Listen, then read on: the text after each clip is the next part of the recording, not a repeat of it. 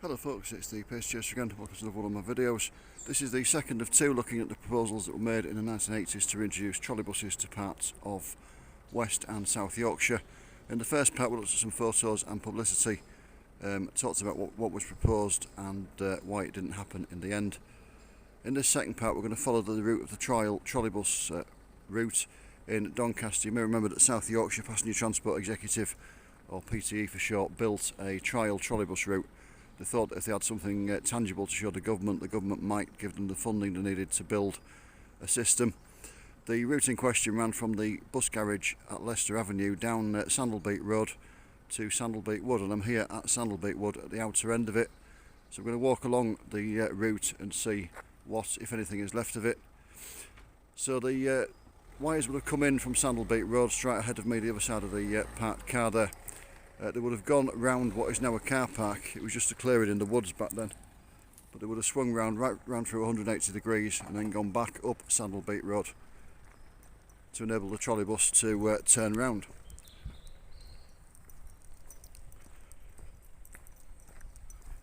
Alfie the border collie back with me again.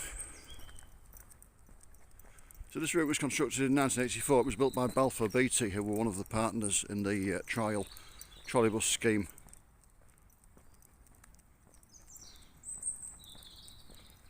Testing commenced in 1985 when the trolleybus itself arrived, and then, as we said in the first part, although the trolleybus was successful, the PTE realised that with bus deregulation coming up, anybody could register in competition with the trolleybus route, and that would make it unviable. The government would only give them a grant if it could pay its own way, and it could only pay its own way if it had a monopoly, and that couldn't be guaranteed with deregulation, so they knocked the scheme on the head. So I've just got a photograph of the trial trolleybus making its turn out of Sandall Beat Wood. Sorry folks, another dog went past there and Alfie just went a bit mad on his lead. So I've got a photograph here of the trial trolleybus coming out of Sandall Beat Wood. You can see the wall on the right hand side there, and the rather nice Morris Ital estate just parked there. If I look up to the modern scene, just where that black car is, you can see the remains of the wall there. So that's where the trolleybus would have been coming out of the turning circle at Sandall Beat Wood. So there were various sorts of trolley poles on this route, in other words the poles that held up the overhead wires. They did try different sorts. Obviously it was a trial route, so they wanted to test equipment as well. A lot of the ones on this stretch were cantilevered, so they had one pole and then a horizontal pole that went across the road, onto which both sets of wires were attached. One set of wires for trolleybuses coming towards the wood and one for them going towards the depot. So in other words, one set in each direction. There were other sorts. There were ones with cross-span wire construction. In other words, a pole either side of the road and a wire across between them, on which the powered wires were attached. I mentioned in part one that South Yorkshire PTE got quite extensive parliamentary powers to build their line, as did West Yorkshire PTE. West Yorkshire got their Parliamentary Act first, and South Yorkshire followed a year or so later.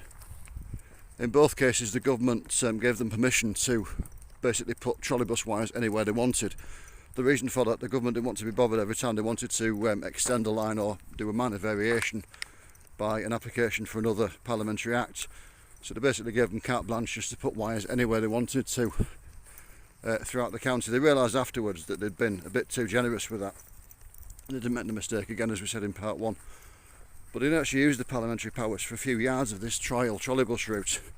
The bit we're following now along Sandall Beat Road, this is private property. Although public access is allowed to get to Sandall Beat Wood there, it's actually owned by the Racecourse Estate, which at the time of the trolleybus trials in 1984-1985, it was owned by Doncaster Council. So needed Doncaster Council permission to put the wires over this road. In the bus garage yard, they didn't need anybody's permission. Obviously the PTE themselves owned the bus garage, so they could just put wires in their own yard without asking anybody. So they didn't actually use those extensive parliamentary powers for a few yards where it crossed the main road that you see in the distance there. We'll see that further up. As you can see, there's nothing left of the trolley poles. That's why I'm walking on the verge next to the road rather than on the road itself. It is quite a narrow road and it's quite busy with people going down to the woods to walk the dogs. The wires remained in place for quite a long time after the route ceased operation. As I said, the trials finished in 1985. The trolleybus usually ran empty. It did carry passengers at least once. There was an open day at the bus garage and it carried passengers on that occasion as part of the garage open day. But the wires remained in place until September 1993. In 1988, West Yorkshire were told that they were going to get funding to do a trolleybus route from Bradford city centre up to the Buttershaw estate.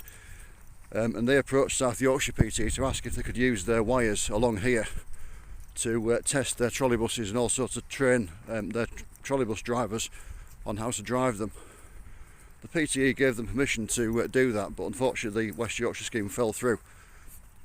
They belatedly realised that deregulation meant it wouldn't be viable, and so they never ordered any trolleybuses and they never tested them. But the wires, as I say, were still here until September 1993. It's quite remarkable really. If you left a set of trolleybus wires in place for that long, nowadays they just get stolen within about a week. I'm guessing they were switched off as soon as the trial finished. The substation that provided the power was within the depot complex, but I'm guessing they weren't left live for sort of 8 years after the trial finished. So yeah, you just imagine now you just come along and find somebody quite happily loading them into a transit van. So I'll show you a few more pictures as we walk along Sandall Beat Road here, and then when we get up towards the far end we'll show you some more of the route. So I'll see you in a little bit.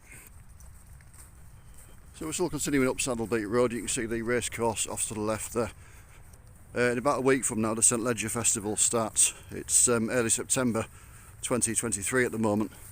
So about another week. It's the 4-day St Leger, the main sort of race meeting of the Doncaster calendar. And I think by the look of it, they're just getting the course ready. You see somebody going round with a grass cutter there. I was hoping to find the base of the traction poles, but it looks like they've made too good a job of removing them.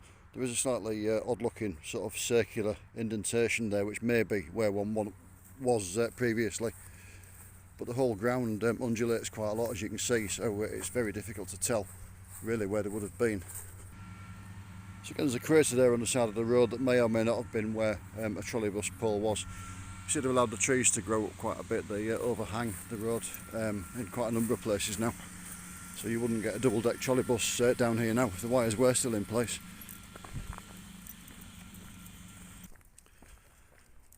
As you can see, some developments taking place on this side of Sandall Beat Road there. When the trolleybus was running, it would have been common land pretty much as the bit back there was. But various new bits and pieces have been built alongside it. As I say, it's still a private road. It's part of the racecourse estate, but public access is allowed to get down to Sandall Beat Wood, which is owned by Doncaster Council. Apologies really if I'm huffing and blowing a bit. We've just walked from Hatfield and Stainforth station. The first train of the day from Grimsby stops at Hatfield and Stainforth, and there were some footpaths and bridleways I wanted to walk down in that area. So we've done that. We've already done about 8 miles walking.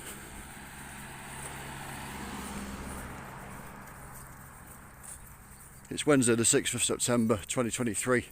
It's forecast to get very hot later on today. Luckily at the moment it's around 9:15 in the morning, so it's still quite bearable.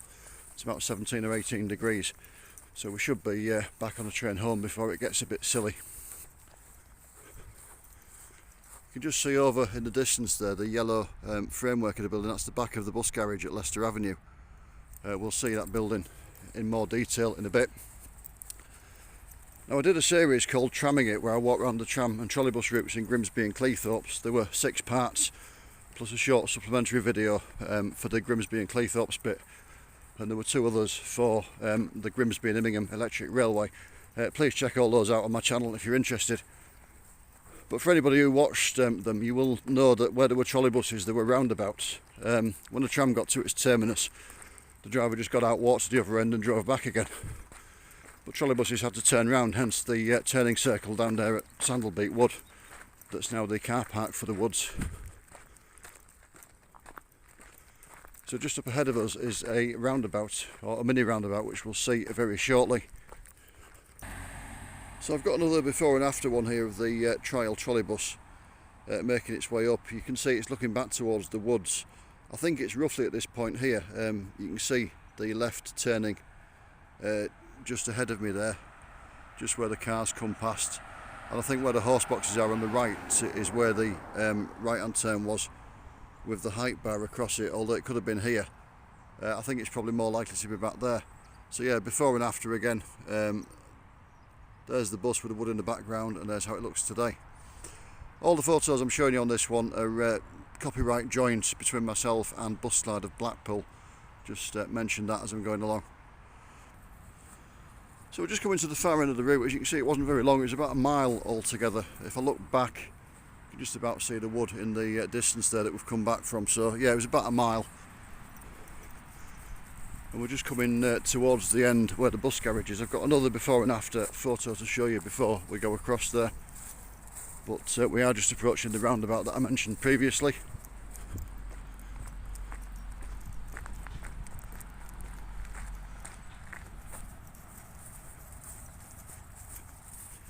Alfie photo bombing again there.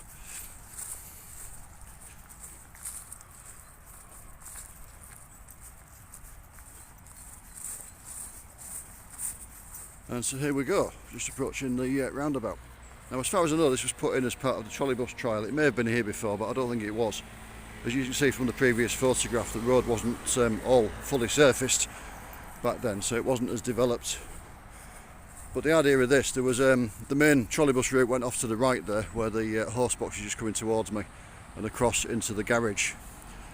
But the idea of the roundabout, there was a loop of wire around it, so you could come from Sandall Beat Road in the direction we're walking. You could go around the roundabout, all the way around, 180 degrees again, and back down Sandall Beat Road. The logic behind that was that the trolleybus, if it was making multiple test runs in one day, it could just turn around here and go back without having to continually cross and recross the busy road ahead of us, and also without having to maraud through the depot yard every time.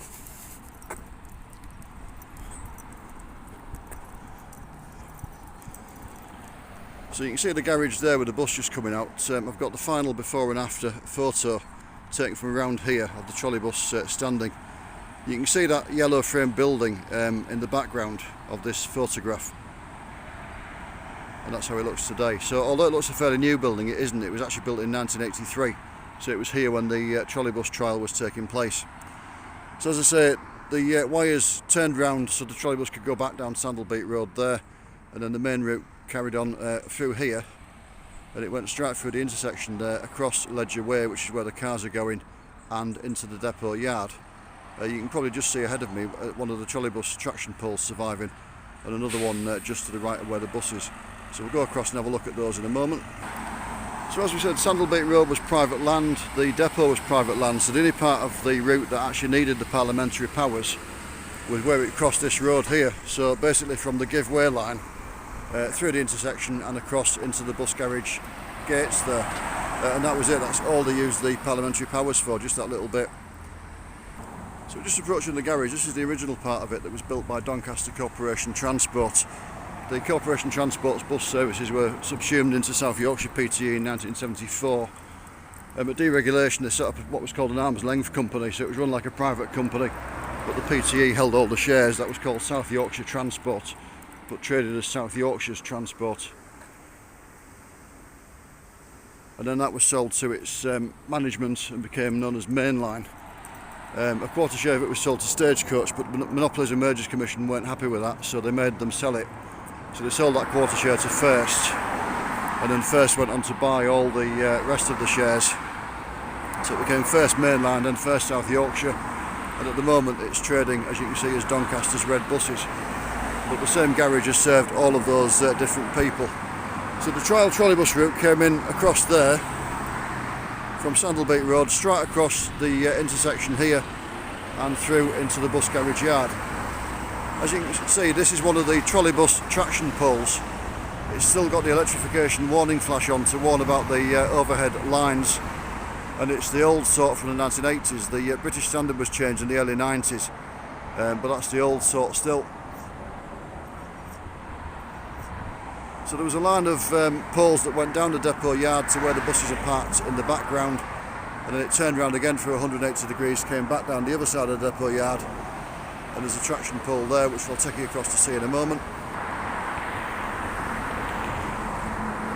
So again, you've got the warning flash on the pole there. It's quite remarkable these have survived, because obviously they don't serve any purpose now, and the fact that this one's painted yellow at the base indicates somebody's nearly driven into it before now. So it seems strange that they're still here, but I'm grateful they are, because these are the last two tangible reminders of the trolleybus trial line. So that's the end of this video. I hope you've enjoyed watching it. Again, please check out part 1 where we looked at what was proposed and why it didn't happen, both in West Yorkshire and in South Yorkshire. Apologies again for Alfie jerking the camera earlier on. Unfortunately, somebody else walking a dog came very close to me, and he just reacted to the dog. And apologies again for the traffic noise. It's a very busy road, as you can hear, hence why they didn't want the trolleybus coming across it every few minutes between its test runs, and hence why they put the circle of wire around the roundabout there. But again, thank you for joining me and Alfie. Take care of yourselves. We'll see you again soon. Bye for now.